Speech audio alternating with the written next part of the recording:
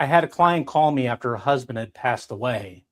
She had had a few months to process the loss, but what she was really calling about this time was the money. I mean, specifically the fact that her monthly income had now dropped by over $2,000. And so she wanted to talk through whether her plan was still in good shape and really what she needed to be thinking about going forward.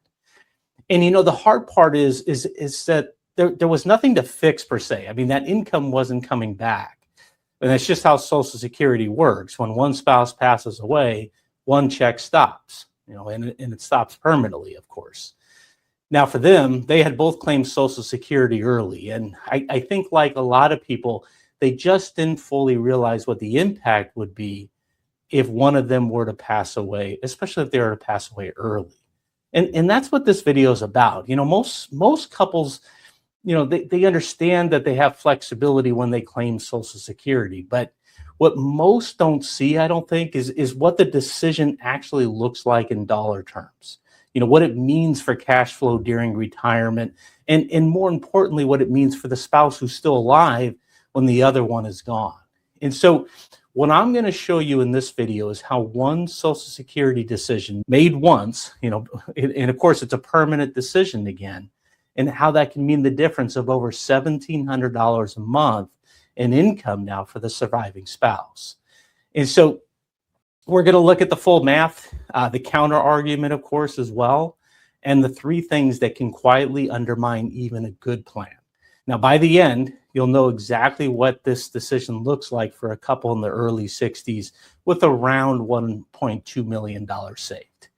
And by the way, if we haven't met yet, I'm Ryan Kravitz. I'm a certified financial planner professional, and I help people transition into and through retirement. Now, that client situation is exactly what inspired the example that I want to walk you through here today. The names and numbers are hypothetical, but the planning decisions here are very real. And I mean, they come up constantly with couples that are approaching retirement. So here's the situation. Dave and Karen are both 62. They have about $1.2 million saved.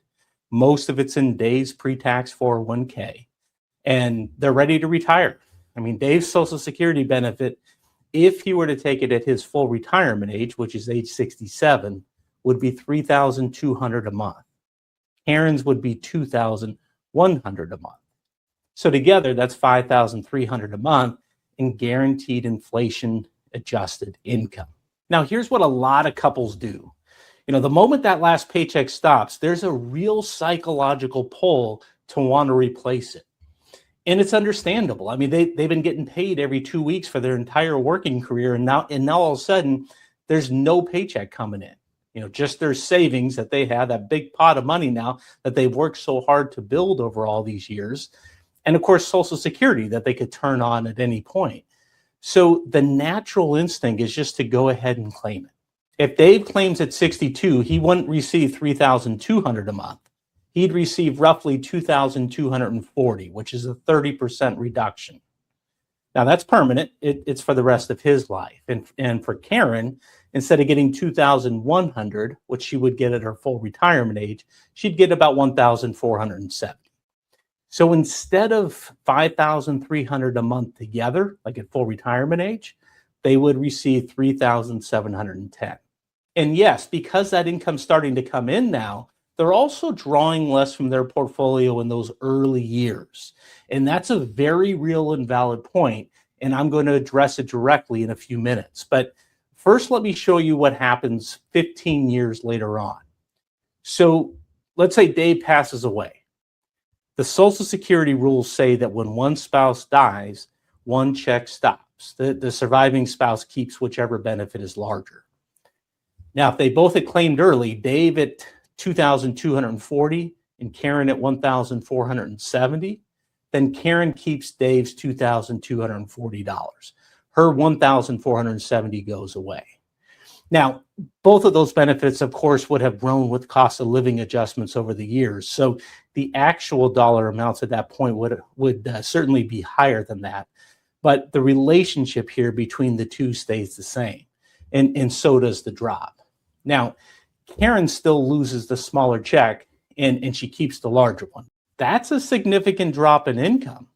Now Karen is 77 or 78 years old, and whatever her portfolio looks like at that point, it now has to work harder because there's 1,470 a month less in guaranteed income that was coming in for the rest of her life. And on top of that, Karen also has to file her taxes as a single filer going forward. And so the standard deduction drops, the tax brackets compress, and a larger portion of her Social Security may become taxable even if her overall income hasn't changed as much. So at the exact moment that her income goes down, her tax situation often gets worse. And it's worth noting here that Social Security dollars are actually more tax efficient than IRA dollars.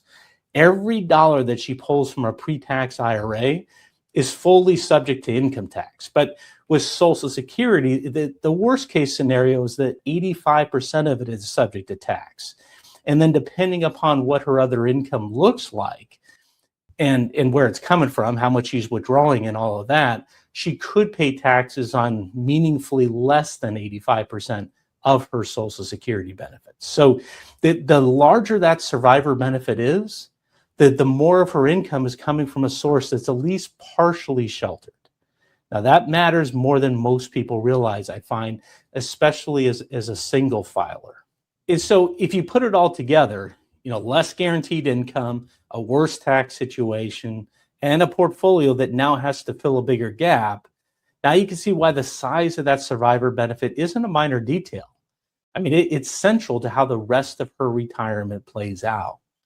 And so now let me show you what a different decision looks like. So same couple, same $1.2 million, same retirement date at 62, but instead of both claiming early, they take a different approach. And part of the reason comes down to their health picture. So in this case, Karen's in great health. Her mother lived, let's say, well into her 90s, and let's say she has every reason to think that she could have a long retirement road ahead of her.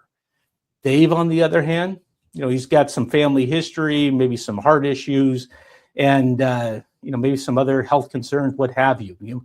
Maybe it's nothing that's real alarming, but enough that when they really think about their potential longevity, they're not assuming that Dave is going to be the one that's collecting Social Security, well into his 90s. And so in their case, Karen claims at 62, and she gets her reduced benefit of $1,470 a month, but Dave delays until 70.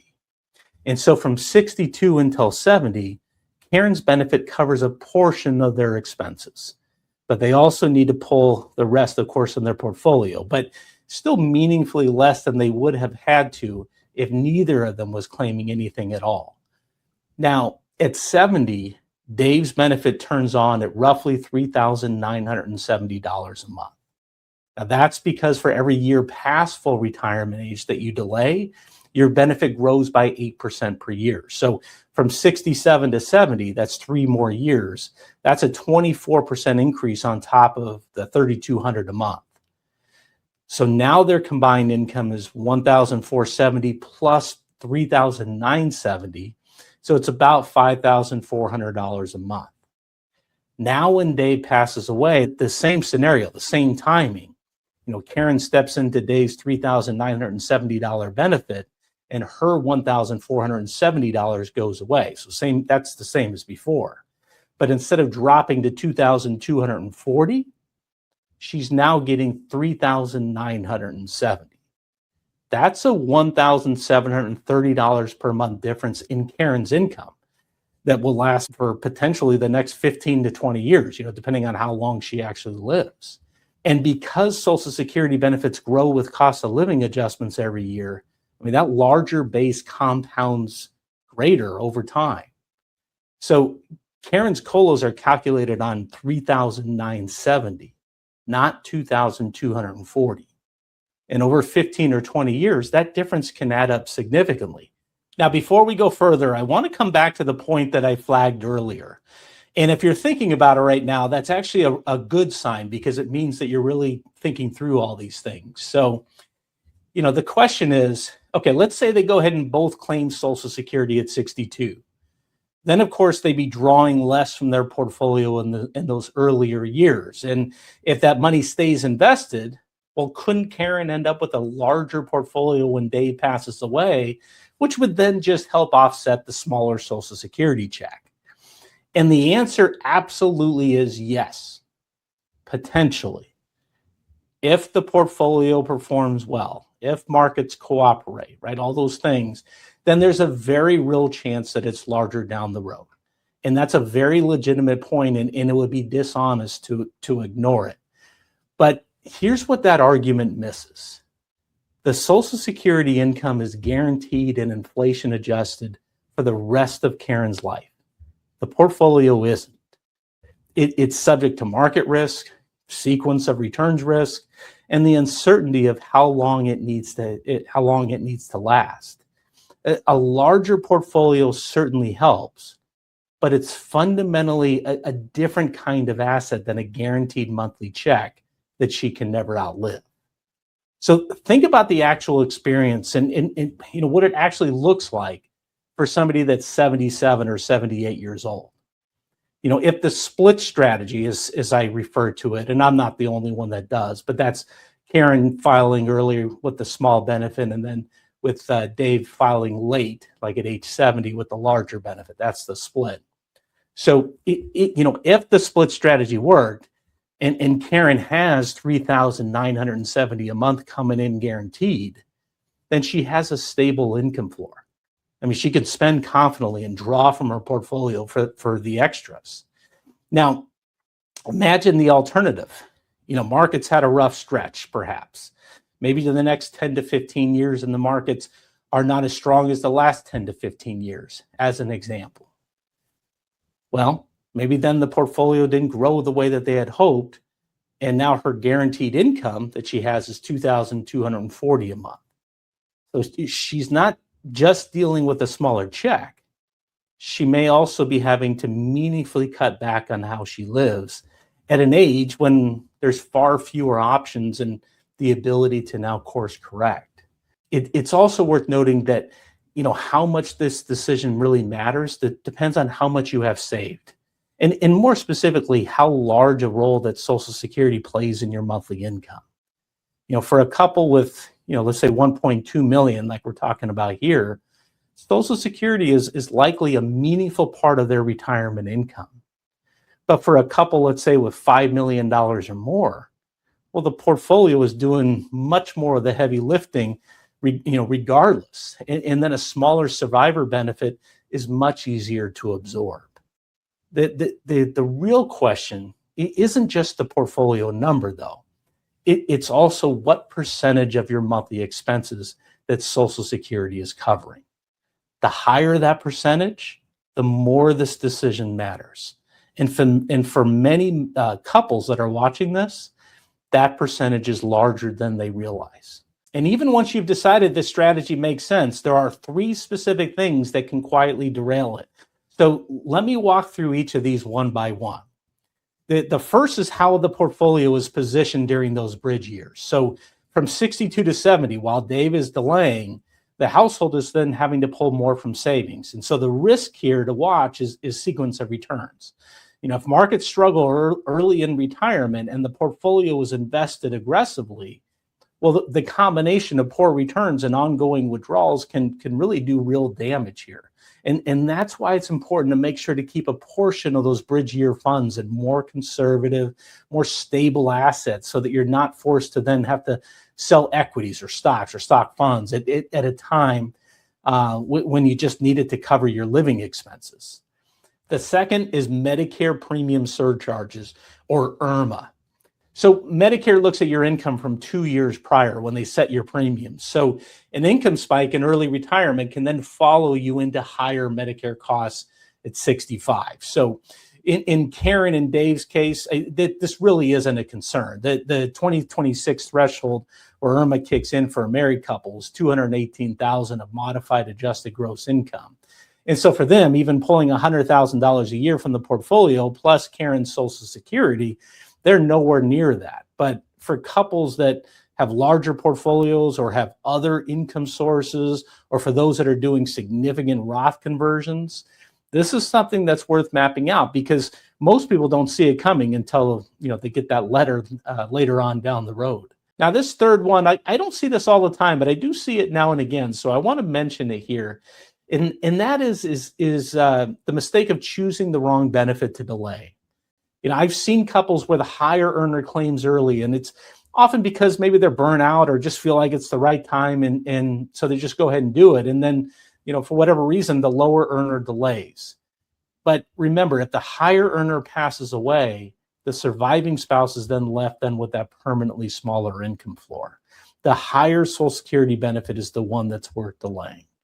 That's the benefit that the surviving spouse is going to rely on then for the rest of their life. So with all that in mind, here's the framework that I use when working through this with couples. So first of all, which benefit is larger, right? That's the one that's worth delaying if you're going to delay, because that's what the surviving spouse is going to keep. Second, what do the bridge years look like? Where's the income coming from? And is the portfolio positioned conservatively enough to handle withdrawals without significant market exposure in those early years? Third, model the survivor scenario on paper before making any decisions. Actually look at what one spouse's financial picture looks like when the other one is gone. In my experience, that's often the moment when the right strategy becomes much more clear.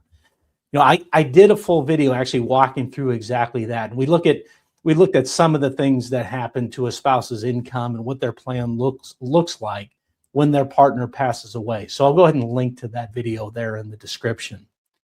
But the thing here is that this isn't really a complicated strategy and concept. I mean, the smaller benefit, of course, gets taken sooner, and that then brings income into the household and reduces earlier portfolio withdrawals. And then the larger benefit gets delayed, which locks in the highest possible guaranteed income and the highest possible survivor benefit for whoever's left.